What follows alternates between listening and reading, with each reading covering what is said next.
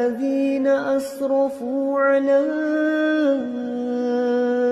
أنفسهم لا تقنطوا من رحمة الله. السلام عليكم ورحمة الله وبركاته.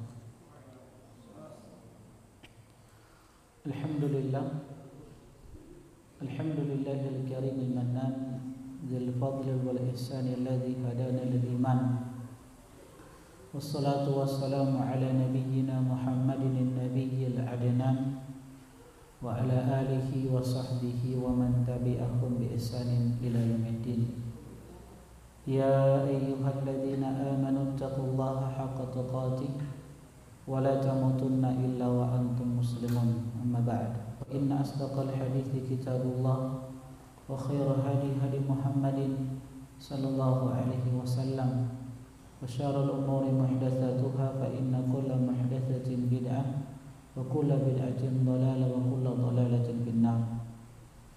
Ma'asyiral muslimin, teman-teman sekalian, ikhwani wa akhwati fillah, hafizani wa hafizakumullah. Kembali kita melanjutkan kajian dari pembahasan kitab Al-Lu'lu' wal Marjan bima ittafaqa alaihi syaikhan. Kitab yang diterjemahkan dengan mutiara hadis Sahih Bukhari dan Muslim, karya Syekh Muhammad Fuad Abdul Baqi rahimahullahu ta'ala. Dan kita masih pada pembahasan tentang al-imanu ma huwa wa bayanu khisaluhu. Iman dan karakteristik iman tersebut. Pada pertemuan sebelumnya kita telah sebutkan dalil yang pertama yang dibawakan oleh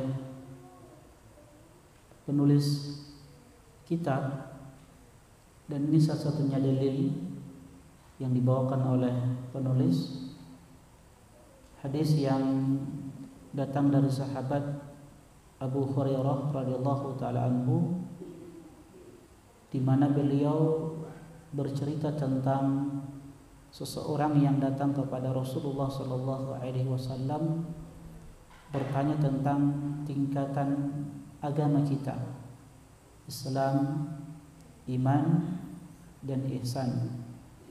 Dan hadis ini sebagaimana yang telah kita sampaikan pada pertemuan sebelumnya adalah hadis yang disebutkan oleh para ulama dengan sunnah, induknya sunnah.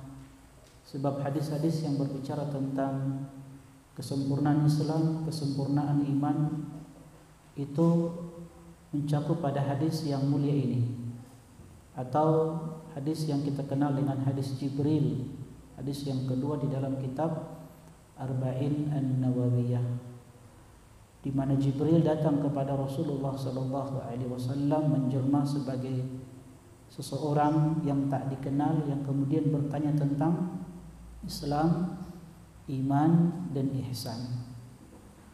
Islam, iman, dan ihsan pada pertemuan sebelumnya, jemaah sekalian, hafizani wa hafizakumullah, telah kita sampaikan definisinya.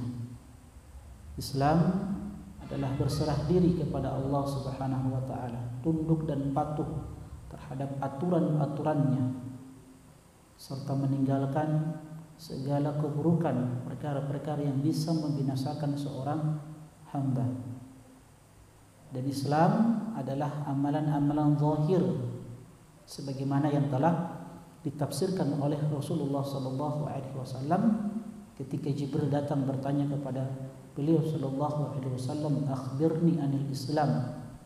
Kabarkan kepadaku tentang Islam. Adapun di dalam hadis ini orang tersebut Jibril alaihi salam mengatakan, "Mal Islam?" Apa itu Islam? Kemudian Islam ditafsirkan oleh Rasulullah sallallahu alaihi wasallam, "An ta'budallaha wa la tusyrika bihi wa tuqimas salata wa tu'addiyaz zakata al-mafruḍah wa tasuma Ramadan." Adapun iman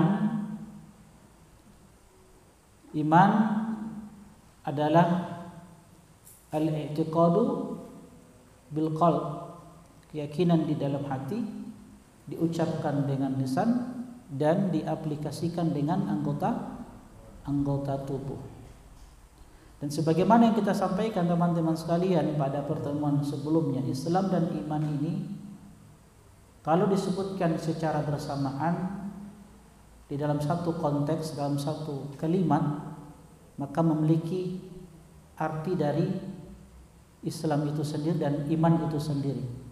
Islam amalan-amalan zahir, adapun iman adalah amalan-amalan hati. Kalau disebutkan secara sendiri, maka Islam mencakup iman, iman mencakup Islam. Adapun ihsan, di sini di dalam hadis yang mulia ini, ketika Jibril alaihissalam bertanya kepada Rasulullah sallallahu alaihi wasallam, mal ihsan, apa itu ihsan? Kemudian ditafsirkan langsung oleh Rasulullah sallallahu alaihi wasallam, an ta'budallaha ka'annaka tarahu fa in lam takun tarahu fa innahu yarak. Ihsan itu engkau beribadah kepada Allah Subhanahu wa taala seakan-akan engkau melihat Allah. Fa in lam takun tarahu fa innahu yarak. Tapi ketahuilah, kalau engkau beribadah kepadanya dan engkau tidak bisa melihat Allah, dan memang engkau tidak bisa melihat Allah, sebagaimana yang telah kita sampaikan dalil-dalilnya pada pertemuan sebelumnya, maka ketahuilah fa innahu yarak, dia Allah Subhanahu wa taala senantiasa mengawasimu, senantiasa melihatmu.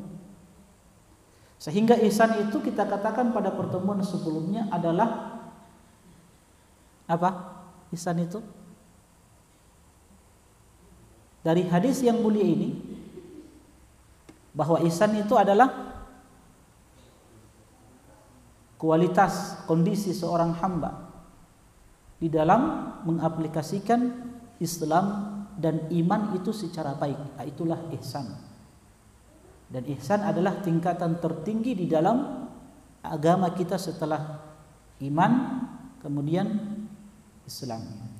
Nah, teman-teman sekalian rahimani wa rahimakumullah, kita lanjutkan apa yang disebutkan oleh Syekh Khalid An-Najdi di dalam kitab At-Tibyan fi Syarh Kitabil Iman minal Lu'lu'i wal Marjan, di mana pada pertemuan sebelumnya telah kita sampaikan beberapa ucapan beliau, komentar beliau berkaitan dengan hadis yang mulia ini, hadis yang datang dari sahabat Abu Hurairah.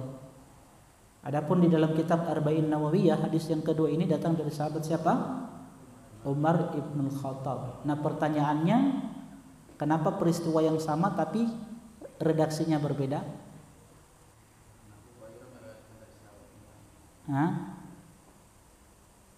Jadi peristiwa yang sama tapi redaksinya berbeda, tapi maknanya sama kan?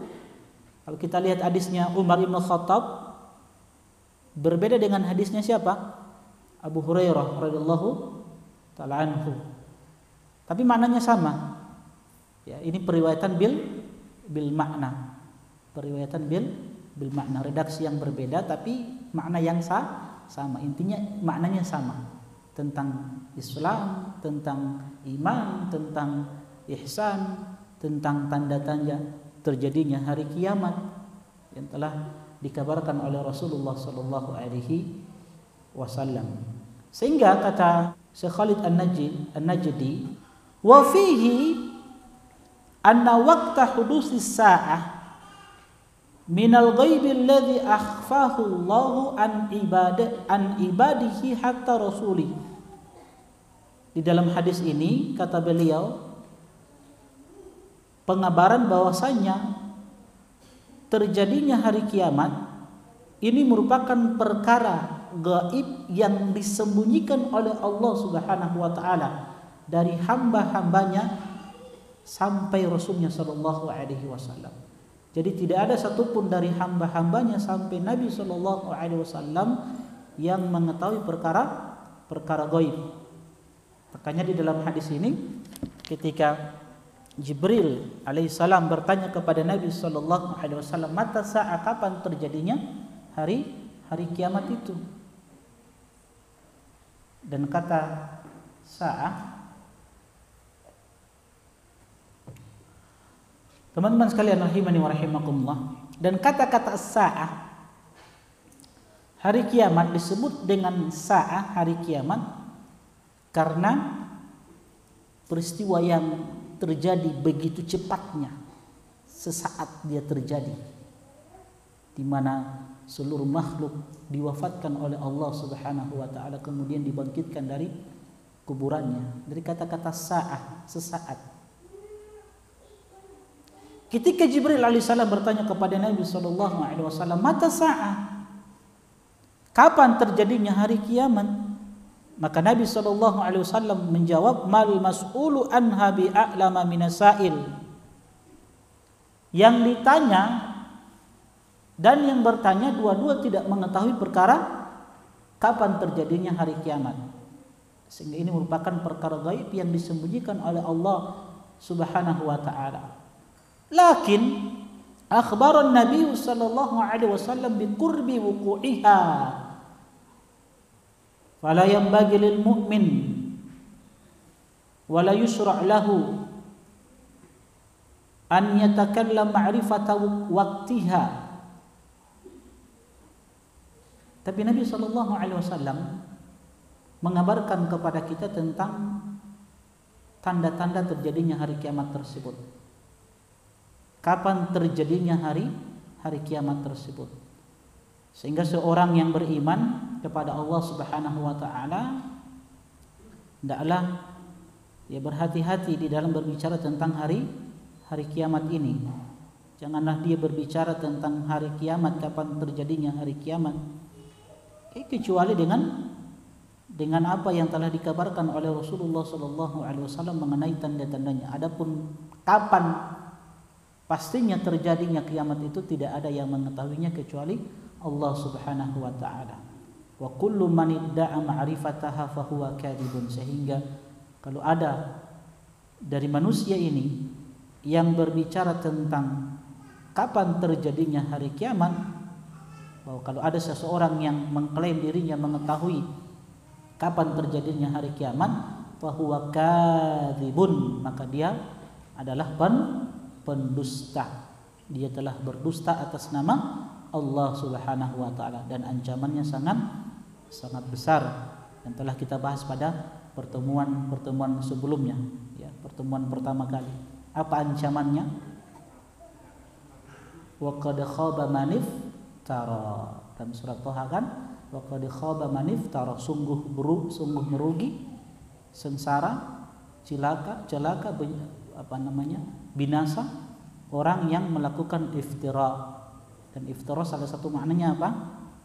Berdusta atas nama Allah Subhanahu wa taala. Iftira itu sebagaimana kita sampaikan di awal pertemuan kita. Iftira itu artinya apa? Melakukan kedustaan, melakukan kezaliman, ya, melakukan kesyirikan. Itu arti iftira. Maka kata Allah, wa qad khaba man iftara, sungguh binasa, merugi, sengsara orang yang melakukan iftira. Entah itu dia berdusta atas nama Allah, berdusta atas nama Rasulullah sallallahu alaihi wasallam, berdusta atas perkara-perkara yang berkaitan dengan hak seorang hamba.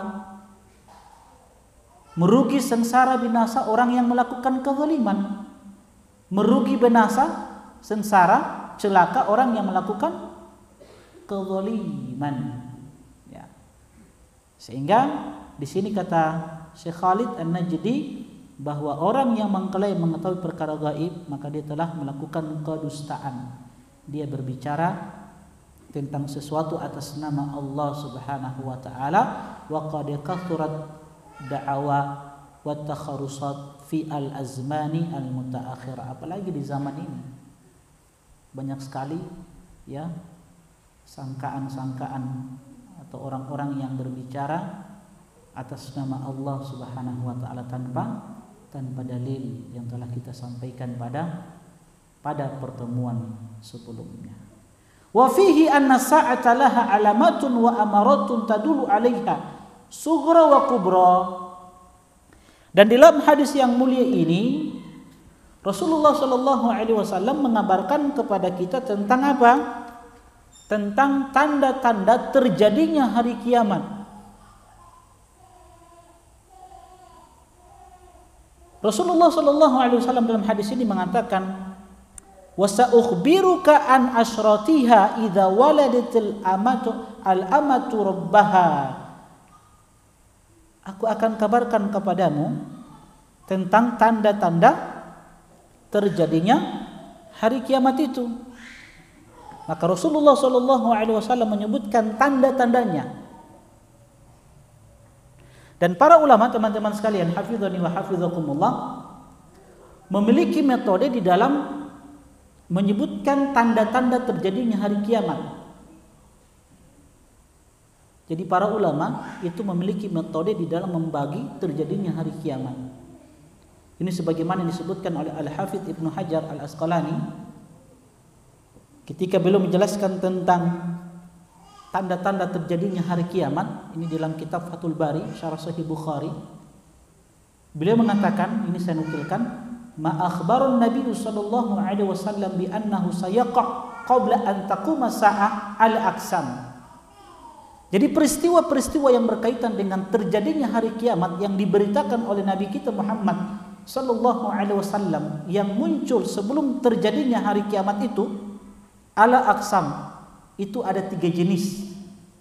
Ada tiga macam. Ahaduha, yang pertama kata beliau, ma waqa'a ala wafqi maqala. Pembagian yang pertama, apa yang telah terjadi sebagaimana yang telah dikabarkan oleh Rasulullah sallallahu alaihi wasallam dari tanda-tanda hari kiamat yang sudah terjadi. Seperti apa? Seperti diutusnya Rasulullah sallallahu alaihi wasallam. Itu tanda-tanda hari kiamat. Cuman tanda ini sudah terjadi. Diutusnya Nabi sallallahu alaihi wasallam itu merupakan tanda terjadinya hari kiamat. Kedua apa? Wafatnya Rasulullah sallallahu alaihi wasallam ini pun merupakan tanda terjadinya hari kiamat. Apalagi munculnya api besar di sekitar kota Madinah dan beberapa kejadian yang telah dikabarkan oleh Rasulullah sallallahu alaihi wasallam. Ini sudah terjadi dan tidak akan terjadi lagi. Paham? Ini yang pertama kata beliau. Asani, yang kedua, peristiwa yang sudah dimulai, yang akan terjadi dan dia tidak akan berakhir. Salah satu tandanya apa? Yang telah dikabarkan oleh Rasulullah sallallahu alaihi wasallam di dalam hadis yang mulia ini, di mana beliau mengatakan, idza waladatil amatu rabbaha. Apa itu? Adanya budak wanita yang melahirkan majikannya. Adanya budak wanita yang melahirkan majikannya. Ini para ulama ketika menafsirkan ucapan Rasulullah SAW tentang budak wanita yang melahirkan majikannya di dalam hadis Jibril, hadis yang diriwayatkan datang dari Umar Ibn Khattab, Nabi mengatakan antalidal amatu rabbataha. Nah, ini salah satu tanda. Yang ini tanda-tanda kecil ini ya, yang ini akan terjadi. Rasulullah SAW mengatakan budak wanita yang melahirkan majikannya. Imam Nawawi sendiri mengatakan maksudnya secara zahir, seorang laki-laki yang memiliki budak perempuan yang kemudian budak tersebut digauli, hamil, melahirkan seorang anak yang kemudian anak ini menjadi majikannya. Secara zahir begitu. Dan ada yang mengatakan ini pengabaran tentang peperangan-peperangan yang akan terjadi, yang akan dialami oleh kaum muslimin. Jadi banyaknya peperangan-peperangan yang akan terjadi. Kaum muslimin melawan orang-orang kufar, yang kemudian kembali sistem perbudakan itu terjadi. Ketika banyak peperangan terjadi, maka perbudakan pun kembali disyariatkan ketika itu. Karena di dalam Islam hukum perbudakan itu tidak akan hilang. Dia syariat, dia tidak akan hilang sampai hari kiamat. Cuman saat ini sistem perbudakan tidak ada. Karena apa? Tidak ada peperangan antara kaum muslimin dengan orang-orang kafir. Nah, kalau terjadi peperangan antara kaum muslimin dengan orang-orang kafir, maka sistem perbudakan itu kembali berlaku lagi. Ya, wanita-wanita, orang-orang kafir, ya. Kemudian anak-anak mereka, ya. Itu nanti akan menjadi apa? Budak. Kalau kaum muslimin mengalahkan orang-orang kafir di dalam peperangan. Ketika budak-budak ini kembali, sistem perbudakan ini kembali lagi, maka majikan akan menggauli. Karena dalam Islam seseorang yang memiliki budak wanita itu diperbolehkan untuk digauli. Kan seperti itu. Ketika digauli, maka dia akan melahirkan anak. Nah, anaknya ini akan menjadi majikan budak tersebut. Paham? Nah, ada yang mengatakan bahwa ini merupakan majas kiasan saja. Maksudnya merupakan tanda hari kiamat akan ada anak-anak yang durhaka kepada orang tuanya. Akan datang satu zaman di mana anak-anak akan durhaka kepada kedua orang tuanya. Maksudnya apa? Anak itu akan memperlakukan orang tuanya seakan-akan budak. Dia mencelanya, ya. Kemudian apa? Dia menjadikan ibunya sebagai seorang pembantu, ya. Tidak dihargai ibunya, orang tuanya. Itu maksud dari hadis yang mulia ini, antalidal amatu rabbataha. Budak wanita yang melahirkan majikannya. Ala kulli hal, ini pengabaran dari Rasulullah SAW tentang tanda-tanda terjadinya hari kiamat, dan ini merupakan tanda-tanda kecil yang akan terjadi, kata Rasulullah SAW.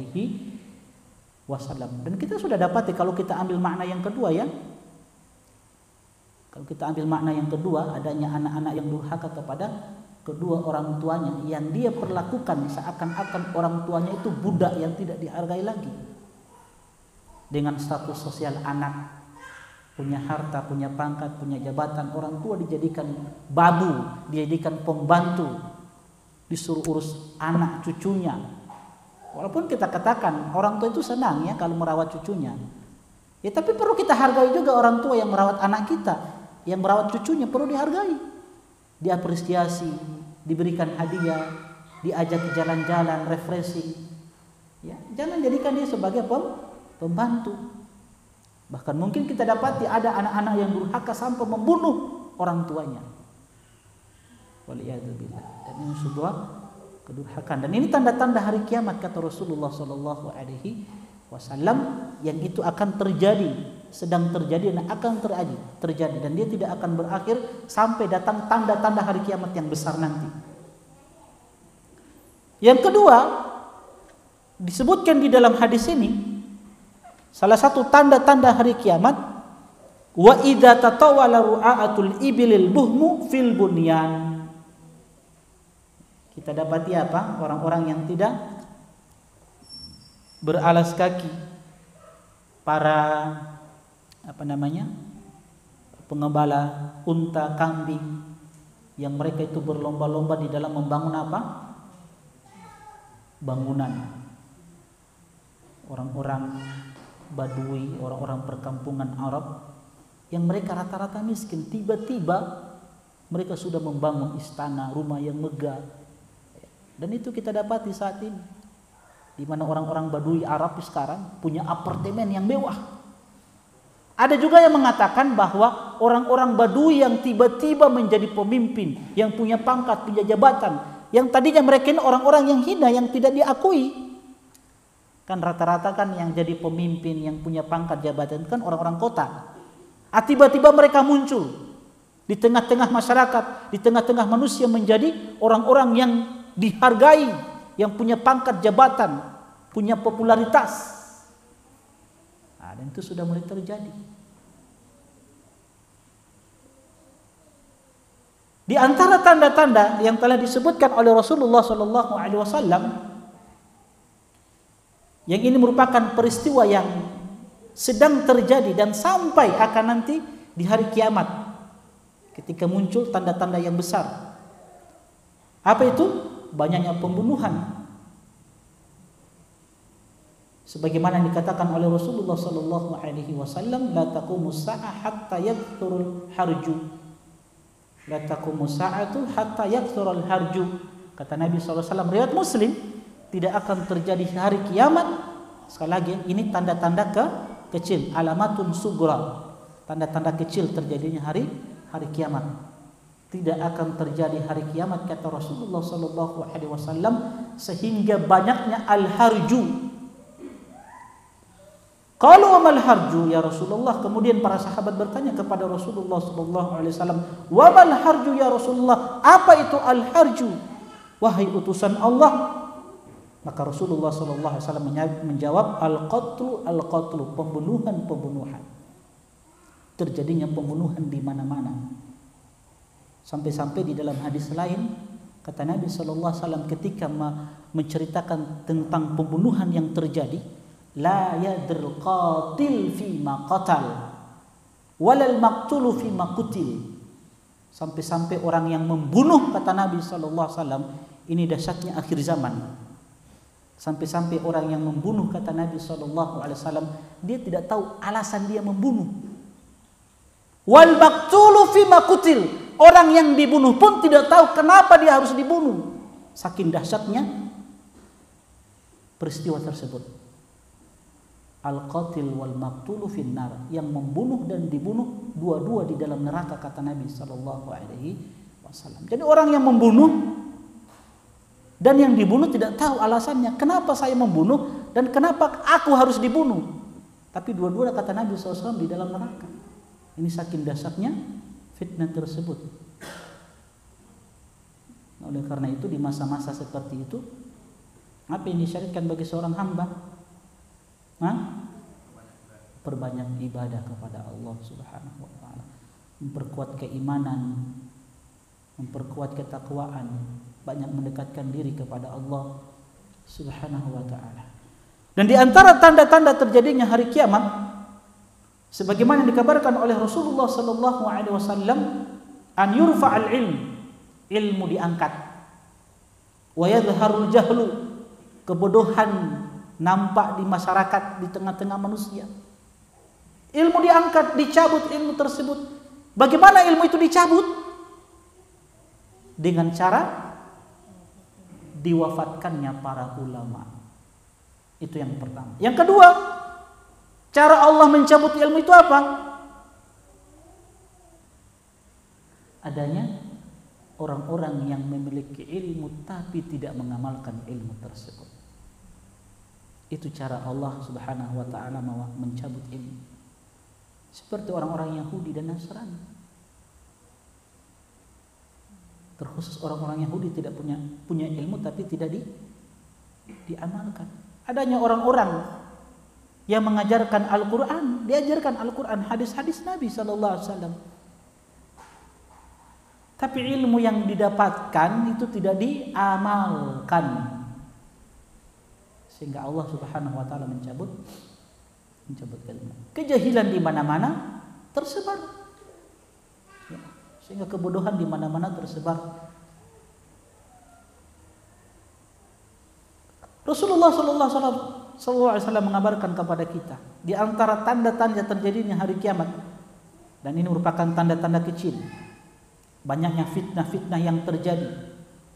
Wa yaktsurul kadzibu, banyaknya kedustaan. Apalagi waktu yang begitu cepat berlalu, sebagaimana dikabarkan oleh Rasulullah sallallahu alaihi wasallam, la taqumus saa'ah hatta yataqarraba az-zaman fatakunu sanatu kasyahri. Tidak akan terjadi hari kiamat kata Nabi sallallahu alaihi wasallam sampai-sampai zaman itu berdekatan. Apa maksudnya? Kata Nabi, fatakunu sanatu kasyahri, setahun terasa bagaikan sebulan.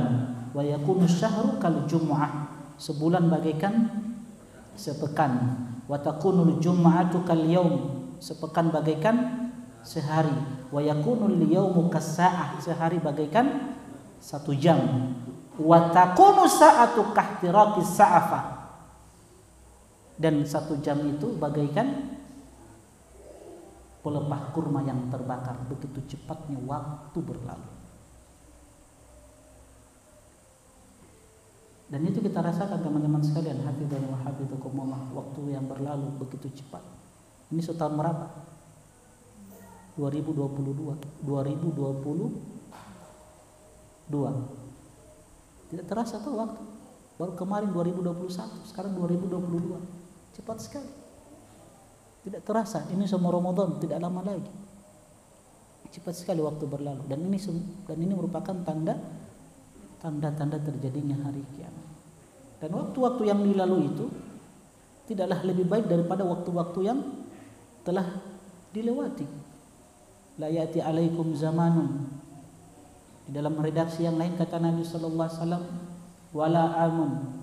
Tidaklah datang kepada kalian satu masa, 1 tahun, illa walladhi ba'dahu syarru minhu, kecuali yang datang setelahnya itu lebih buruk dari apa yang telah berlalu. Di tahun yang datang, tahun yang kita akan lalui nanti ini, itu tidak lebih baik daripada tahun yang telah kita lewati. Kenapa? Kata Nabi, hatta talqa rabbakum, sampai kalian bertemu dengan Rabb kalian. Kenapa tahun-tahun waktu-waktu yang akan dilewati itu tidak lebih baik daripada waktu-waktu yang telah berlalu? Ya, kurangnya ilmu, diwafatkannya para ulama yang mereka ini warasatul anbiya, pewaris para nabi, manusia-manusia terbaik, pewaris para nabi yang mengingatkan manusia untuk kembali ke jalan yang benar, kembali kepada Allah. Ini sudah diwafatkan. Yang tersisa siapa? Manusia-manusia yang buruk, manusia-manusia yang tidak mengenal Allah, yang tidak mengenal Rasulnya sallallahu alaihi wasallam, sehingga mereka berfatwa sesat dan menyesatkan orang lain.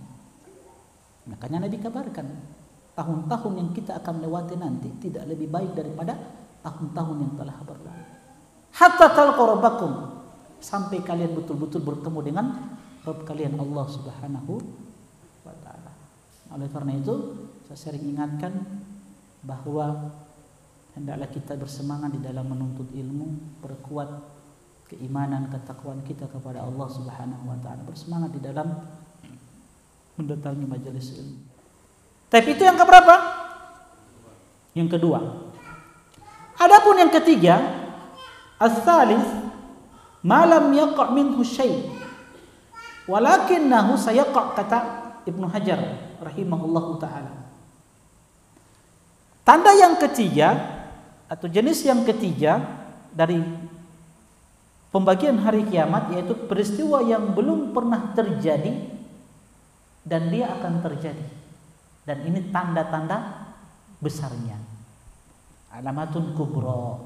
Sebagaimana kata Syekh di sini, beliau mengatakan wa fihi anna sa'alaha alamatun wa amaratun tadulu 'alaiha sugur wa kubra. Dalam hadis ini menyebutkan kepada kita tanda-tanda terjadinya hari kiamat, yang kecil dan yang besarnya. Yang sudah terjadi, kemudian yang sedang terjadi, kemudian yang ketiga yang belum terjadi. Yang belum terjadi ini apa? Tanda-tanda besarnya. Seperti apa? Keluarnya Imam Mahdi di akhir zaman ini. Imam Mahdi. Kedua, khurujud Dajjal, keluarnya Dajjal. Ketiga, turunnya siapa? Nuzul Isa alaihissalam, turunnya Nabi Isa alaihissalam di akhir zaman. Keluarnya khuruj Ya'juj wa Ma'juj, Ya'juj dan Ma'juj. Kemudian matahari yang terbit dari barat. Khurujud dabbah, keluarnya apa? Binatang melata yang bisa berbicara. Kemudian munculnya api yang akan menggiring manusia kepada mahsyar. Ini tanda-tanda besarnya. Itu sudah dekat itu. Kita ada dulu ya. Sallallahu Nabi Muhammad wa alihi wasallam. Ma'asyiral muslimin jamaah sekalian. Ikhwani wa akhwati fillah, hafizani wa hafizakumullah. Kemudian kata Syekh Khalid An-Najdi, wa fihi anna Allah ja'ala lil malaki Jibril alaihi salam qudrah ala at-tamaththul bil insani, wa hadha yadullu ala 'idhami khalqil malaikati wa 'ajibi sifatihim, wa kadzalika al-jinn lahum qudrah ala at-tamaththul, amma al-insan fala yatamathalu bis surati ghairi allati khuliqa 'alaiha. Dalam hadis yang mulia ini juga terdapat tentang apa? Tentang malaikat Jibril alaihissalam yang diberikan kemampuan oleh Allah Subhanahu wa taala bisa menjelma sebagai seorang manusia. Dan ini menunjukkan kepada kita bahwa penciptaan malaikat ini perkara yang besar, di mana mereka memiliki sifat-sifat yang luar biasa yang tidak dimiliki oleh manusia. Sebagaimana jin juga Allah berikan kemampuan untuk bisa menjelma sebagai manusia. Di dalam hadis ini Jibril datang dalam sosok manusia yang tak dikenal. Dan kita sampaikan pada pertemuan sebelumnya bahwa Jibril alaihissalam, beliau kalau datang kepada Rasulullah sallallahu alaihi wasallam kebanyakan menjelma sebagai seorang sahabat yang bernama Dihya bin Khalifah Al-Kalbi Al-Ansari radhiyallahu taala anhu, sahabat yang kata para ulama beliau sahabat yang paling mirip wajahnya dengan Rasulullah sallallahu alaihi wasallam. Jadi kebanyakan Jibril itu ketika datang kepada Nabi sallallahu alaihi wasallam datang dalam wajahnya siapa? Bentuknya siapa? Dihya bin Khalifah. Ini sebagaimana disebutkan oleh Anas bin Malik, khadimun Nabi sallallahu alaihi wasallam. Kana Jibril alaihi salam ya'ti an-nabiy sallallahu alaihi wasallam fi surati Dihya. Nabi sallallahu alaihi wasallam bersabda, datang dari Anas bin Malik, bahwa Jibril alaihissalam dahulu sering datang kepada Nabi sallallahu alaihi wasallam dalam bentuk rupa Dihya, sahabat yang ada kekerabatan dengan Nabi sallallahu alaihi wasallam, dan beliau merupakan ahli perangnya Rasulullah sallallahu alaihi wasallam. Buktinya apa? Dihya ini pernah diutus oleh Nabi dalam perang Yarmuk sebagai komandan, karena beliau ahli perang. Dan beliau sahabat yang diutus oleh Nabi sallallahu alaihi wasallam kepada Raja Romawi. Siapa Raja Romawi?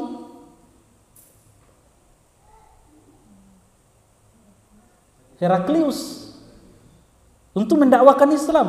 Dua orang yang diutus oleh Nabi, Dihya dengan Hayyan bin Milh radhiyallahu taala anhu. Dua orang ini yang datang kepada Heraklius, Raja Romawi. Nabi utus untuk apa? Mendakwakan Islam, untuk menyampaikan Islam. Dan Heraklius ketika itu Raja Romawi tahu kebenaran Islam, dia tahu kebenaran Rasulullah sallallahu alaihi wasallam, dan itu dikatakan oleh Heraklius sendiri kepada siapa? Dihya bin Khalifah Al-Kalbi Al-Ansari. Al-Ansari berarti beliau sahabat dari kalangan apa? Ansar, dari Madinah. Heraklius tahu sendiri dan dia akui. Dia katakan kepada Dihya, inilah Nabi yang kita tunggu-tunggu selama ini, yang kita dapati di dalam kitab-kitab kita. Disebutkan ciri-ciri beliau. Cuman Heraklius tidak beriman. Kenapa? Karena takut kepada rakyatnya. Jangan sampai kalau dia beriman kepada Nabi hilang kekuasaan, sehingga dia pun tidak beriman kepada Nabi SAW. Padahal Heraklius sudah tahu kebenaran Rasulullah SAW. Jadi Jibril kebanyakan datang kepada Nabi SAW dalam bentuk wajahnya Dihya ini. Dihya bin Khalifah Al-Kalbi Al-Ansari, sahabat yang tampannya luar biasa. Nah pertanyaannya, ketika Jibril datang kepada Nabi SAW dalam hadis ini, dia datang menjelma dengan rupa siapa?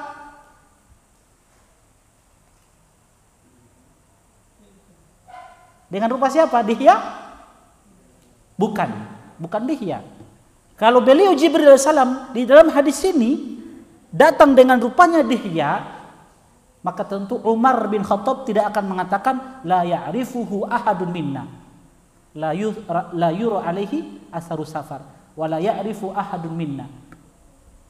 Salah seorang dari kami tidak tahu siapa dia ini. Kalau memang Jibril datang dalam bentuk Dihya, Umar tidak akan mengucapkan pernyataan ini. Di antara kami tidak ada satupun yang tahu orang ini. Berarti Jibril tidak datang dengan rupa siapa? Dihya. Tapi Jibril datang dengan rupa orang Badui. Paham ya? Dan ini sekali lagi kehebatan yang Allah Subhanahu wa taala berikan kepada malaikat. Dan mereka disebut malaikat kan terambil dari kata apa? Malaikat itu kan bentuk plural dari kata apa? Al-malak.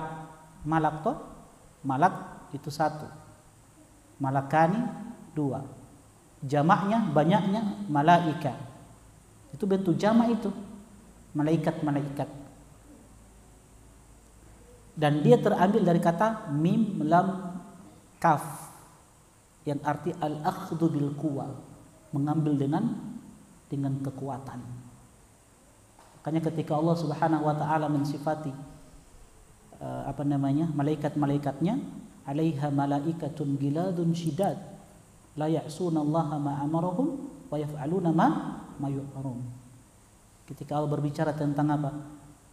Malaikat-malaikat, ya ayyuhalladzina amanu qu anfusakum wa ahlikum nara wa quduhan nasu wal hijarah.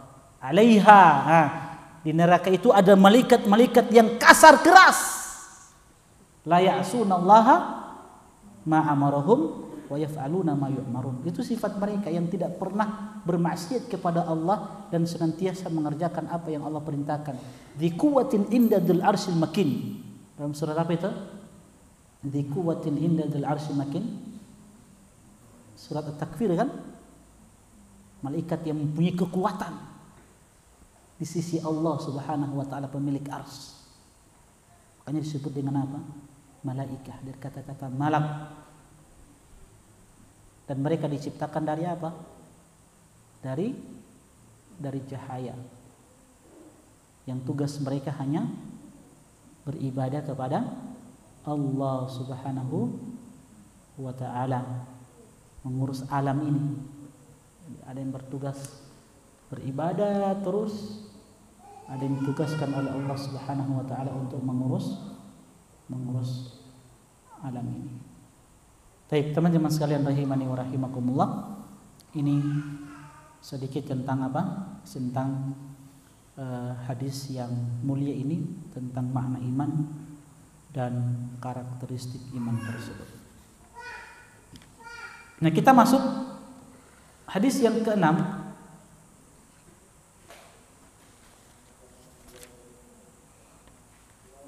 Dan ini dalil yang kedua. Tentang apa? Tentang bayanus salawatil lati hiya ahadu arkanil Islam. Penjelasan tentang salat 5 waktu yang ini merupakan rukun keislaman. Hadis yang ke-6, hadis Talha bin Ubaidillah. Hadis Talha bin Ubaidillah. Jadi hadis ini datang dari sahabat Talha bin Ubaidillah. Siapa Talha bin Ubaidillah? Sedikit tentang Talha bin Ubaidillah. Sebagaimana yang kita sampaikan di awal pertemuan, kita akan berusaha setiap sahabat yang meriwayatkan hadis kita akan sebutkan biografi singkatnya, supaya kita juga ambil ibrah, ambil pelajaran dari mereka para sahabat-sahabat Nabi Sallallahu Alaihi Wasallam. Talha bin Ubaidillah, sahabat yang kunyahnya adalah Abu Muhammad. Jadi kebanyakan Nabi SAW memanggil beliau dengan panggilan Abu Muhammad. Berarti anaknya siapa? Muhammad bin Ubaidillah bin Tolha bin Ubaidillah As-Sajjad. Jadi anaknya ini digelari dengan As-Sajjad. Apa itu As-Sajjad? Ahli sujud. Jadi anaknya ini luar biasa, digelar dengan As-Sajjad, orang yang banyak sujud kepada Allah Subhanahu wa ta'ala. Berarti hebatnya ibadah beliau. Nah, Tolha bin Ubaidillah ini salah satu sahabat yang pertama kali masuk Islam, yang disebutkan dalam surat At-Taubah ayat yang keberapa itu? Ayat yang ke-100. Was-sabiqunal awwaluna minal muhajirin wal ansar walladzina tabauhum bi ihsan radhiyallahu anhum wa radu'an. Jadi orang-orang terdahulu yang pertama kali masuk Islam dari kalangan muhajirin dan ansar, dan orang-orang yang mengikuti mereka dengan baik, yang Allah ridho kepada mereka dan mereka pun ridho kepada Allah Subhanahu wa ta'ala. Hadis antaranya Tolha bin Ubaidillah ini. Beliau masuk Islam itu ala yadi Abi Bakar, dari anak pamannya. Siapa? Abu Bakar. Jadi masih ada kekerabatan dengan siapa? Sahabat Abu Bakar As-Siddiq radhiyallahu taala anhu. Di awal-awal kan fase Mekah ketika Abu Bakar berdakwah. Nah, salah satu orang yang didakwahi oleh Abu Bakar ini Tolha bin Ubaidillah ini. Dan beliau seorang sahabat yang digelari dengan Tolhatul Jud, Tolhatul Khair, Tolhatul Fayyad. Jadi ada 3 gelar yang dimiliki oleh Tolha bin Ubaidillah. Apa yang pertama? Tolhatul Jud. Apa itu Tolhatul Jud? Al-Jud dari kata-kata jawadun. Apa itu jawad? Apa itu jawad? Yang belajar bahasa Arab. Apa itu jawad? Nah? Jawadun. Ya, dermawan. Tolhatul Jud. Tolha yang dermawan. Apa itu dermawan? Apa makna dermawan? Orang yang suka membantu orang lain. Kok bisa Tolha disebut dengan Al-Jud? Atau diistilahkan dengan Tolhatul Khair. Tolhatul Khair. Ini panggilan kedua, Tolhatul Khair. Apa Tolhatul Khair? Jadi Tolha orang yang ahli kebaikan. Ada juga yang menggelar dengan Tolhatul Fayyad. Fayyad. Tahu Fayyad? Fayyad pakai ba, Fayyad. Orang yang banyak kebaikan. Kebaikan yang melimpah darinya. Luar biasa kebaikannya Tolha ini. Makanya disebut dengan Al-Fayyad. Jadi Tolhatul Jud, Tolhatul Khair, dan Tolhatul Fayyad. Bagaimana kedermawanan beliau, kebaikan beliau ini? Nah, disebutkan beliau ini kan seorang tajir. Tahu tajir? Pengusaha beliau, pedagang. Pedagang yang sukses luar biasa, kaya raya Tolha bin Ubaidillah. Nah, beliau itu meraih keuntungan dari Hadramaut. Tahu Hadramaut? Satu daerah di mana itu? Di Yaman. Jadi melimpah harta dia, mendapatkan keuntungan yang besar. Dari apa? Dari Hadramaut. Itu disebutkan keuntungan yang beliau dapatkan dari perdagangan beliau itu 700.000 dirham. Kalau dikonversi ke rupiah itu sekitar 35 miliar keuntungan yang beliau dapatkan. Ini harta yang melimpah ini 700.000 dirham, 35 miliar ini tiba di rumahnya.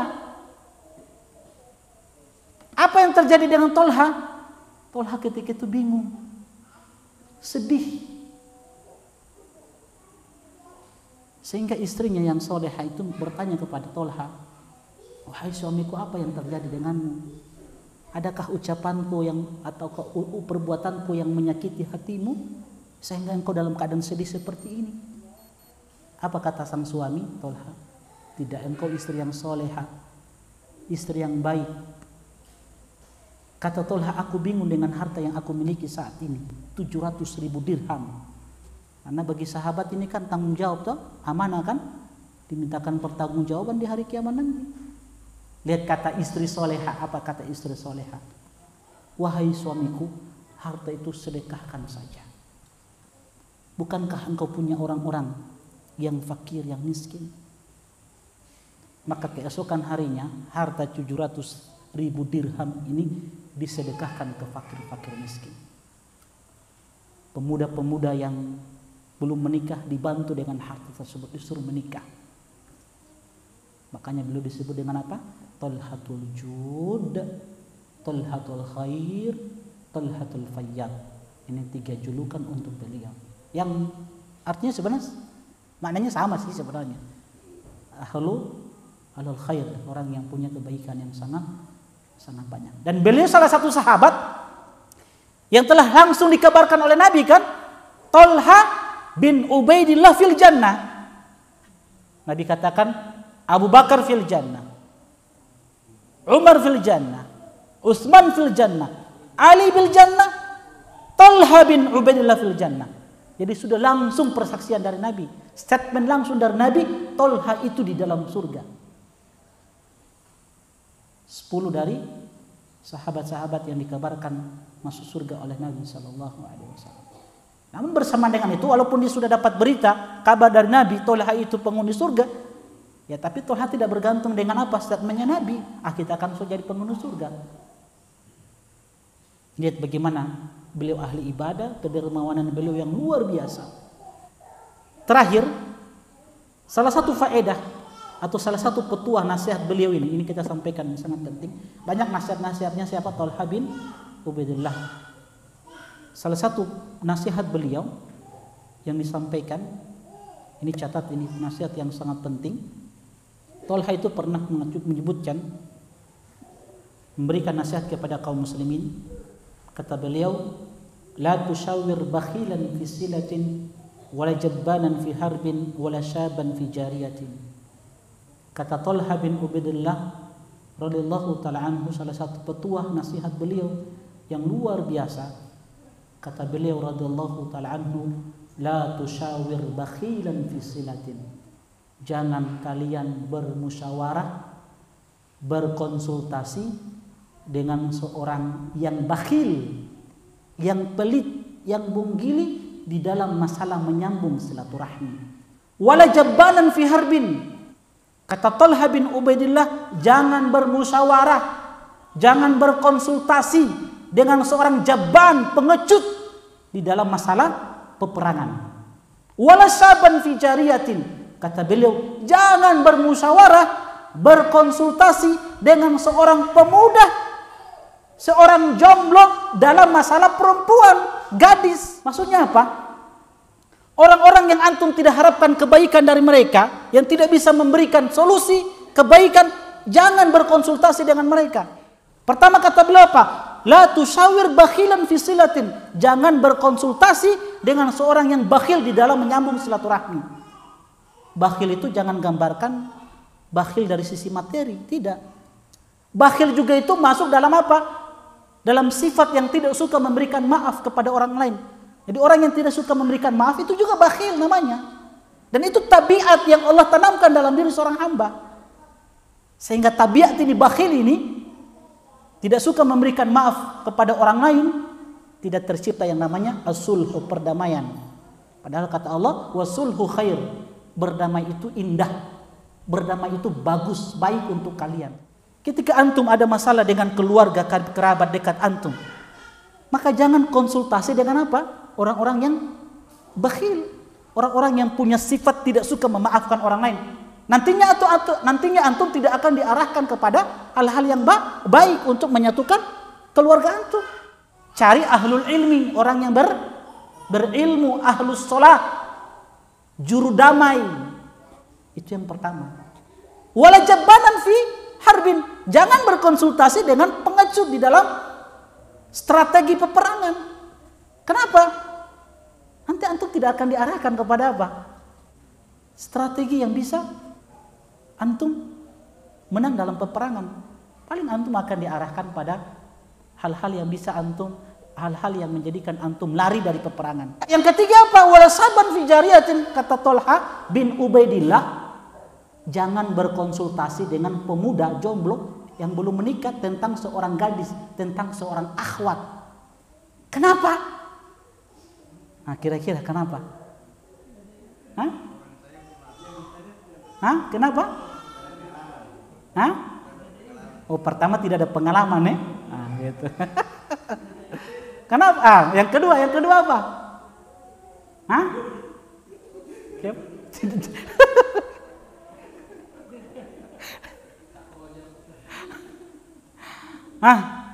Yang pertama alasannya karena tidak ada pengalaman, toh? Yang kedua apa?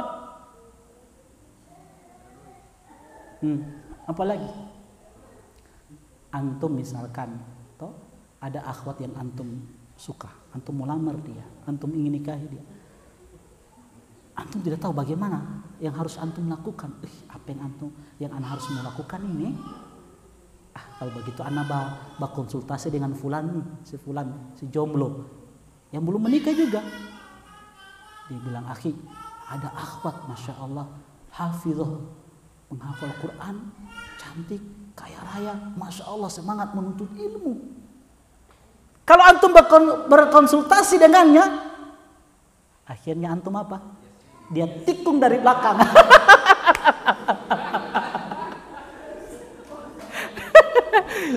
Salah orang antum. Jadi konsultasinya dengan siapa?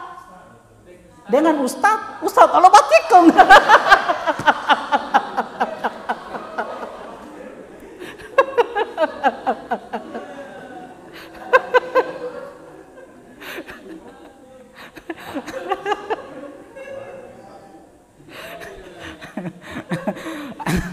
Ala kulli hal, intinya Thalha bin Ubaidillah ingin memberikan nasihat kepada kita kalau ingin ingin memecahkan masalah yang antum hadapi, cari orang yang berilmu. Ya, cari orang yang berilmu. Ini disebutkan dalam kitab Makarimul Akhlak. Kitab Makarimul Akhlak jilid 1 halaman 252 tentang nasihat Thalha bin Ubaidillah. Beliau radhiyallahu ta'ala anhu wafat di tahun 36 Hijriah pada peristiwa perang Jamal. Peristiwa perang Jamal ini dua kubu, kubunya Ali dan kubunya siapa? Aisyah, Zubair dan Thalha. Dalam perang Jamal inilah Thalha bin Ubaidillah syahid. Dan itu telah dikabarkan oleh Rasulullah sallallahu alaihi wasallam, man sarrahu an yanzura ila syahidin yamshi ala wajhil ard falyanzur ila Thalha. Kata Nabi SAW, siapa yang ingin melihat seorang yang syahid yang masih berjalan di bumi Allah ini, maka lihatlah Thalha bin Ubaidillah. Maka beliau terbunuh dalam perang Jamal. Ala kulli hal, mereka adalah sahabat-sahabat yang terbaik yang telah Allah ridho kepada mereka dan telah dikabarkan oleh Nabi SAW masuk ke dalam surga Allah Subhanahu wa taala. Jadi beliau meninggal wafat pada tahun 36 Hijriah. Baik, ini saja yang dapat kita sampaikan.